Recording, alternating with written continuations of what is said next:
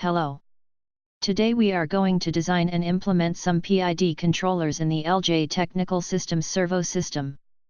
But first, we will analyze what these controllers are.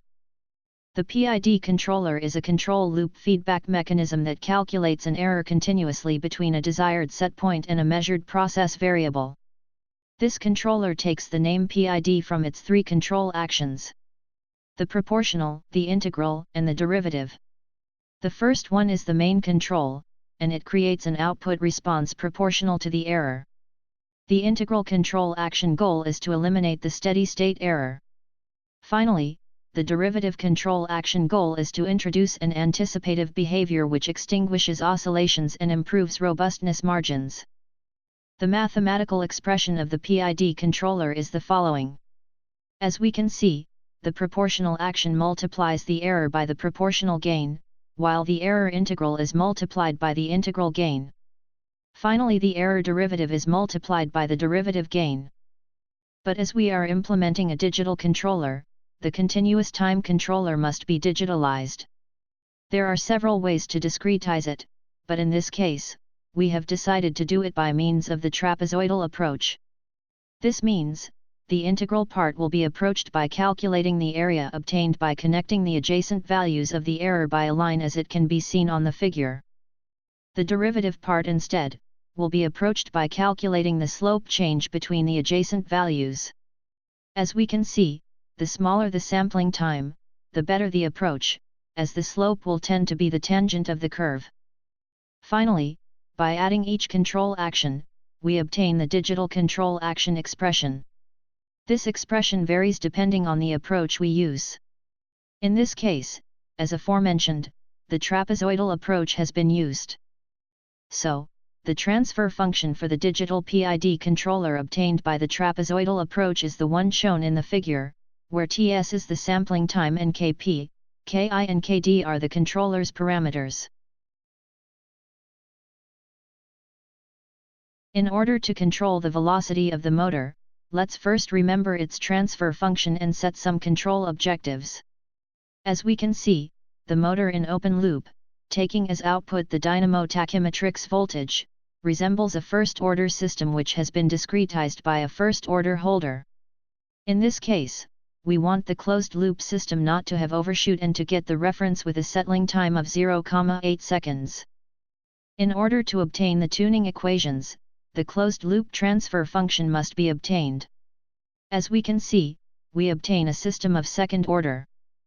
The controller parameters are obtained using the pole placement technique.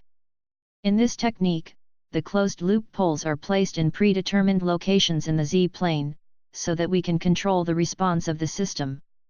The closed-loop dynamics can be defined by fixing the gains in the three actions of the controller. For that, a desired characteristic equation is defined and then, the gains are tuned. So, the procedure is the following.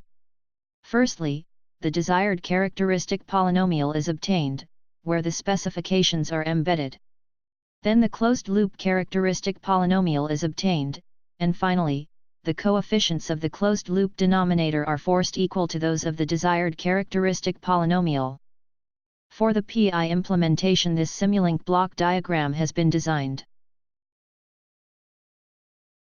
In this video we can analyze the system's behavior with the shown PI controller. We have implemented the PI controls such that the output gets to the steady state in 0,8 seconds with no overshoot.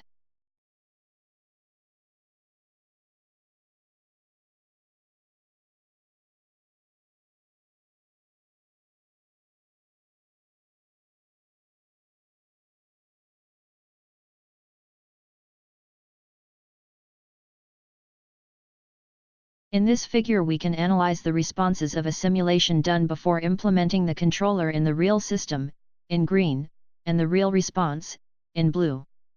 As can be analyzed, the two responses are practically the same, but if we analyze the desired specifications, we can see that these are not met.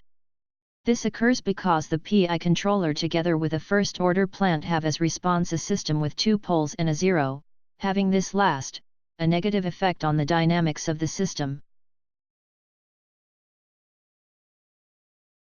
In order to control the position of the motor, let's first remember its transfer function and set some control objectives too.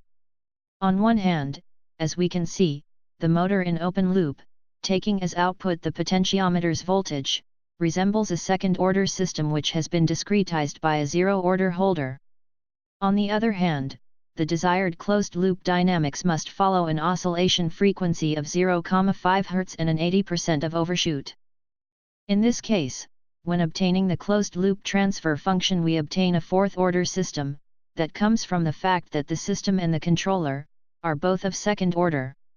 So, in this case, when trying to fix the poles by the parameters of the controller, one of them will be fixed freely, so we will have to check whether this pole is dominant or not. The approach will be accepted if this freely fixed pole is stable and is not dominant. As in the case of the velocity control, the coefficient of the denominator of the closed-loop system has been matched by a desired characteristic equation, where the specifications told before are embedded.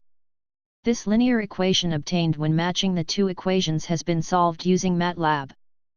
After checking that the free pole is stable and not dominant, for the PID implementation this Simulink block diagram has been designed. In this video we can analyze the system's behavior with the shown PID controller, where the reference varies from -2 to 2 volts.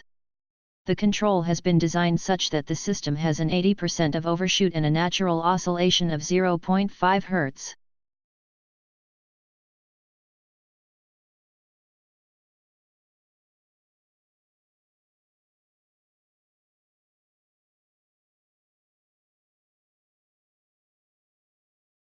In this figure we can see the responses of a simulation done before implementing the controller in the real system, in green, and the real response, in blue.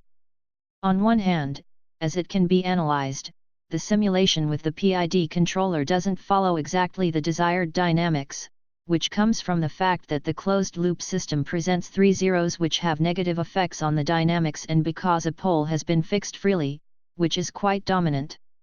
On the other hand, the real response doesn't follow the simulated response. This is because there are non-modeled dynamics and so the obtained transfer function doesn't exactly represent the whole real system.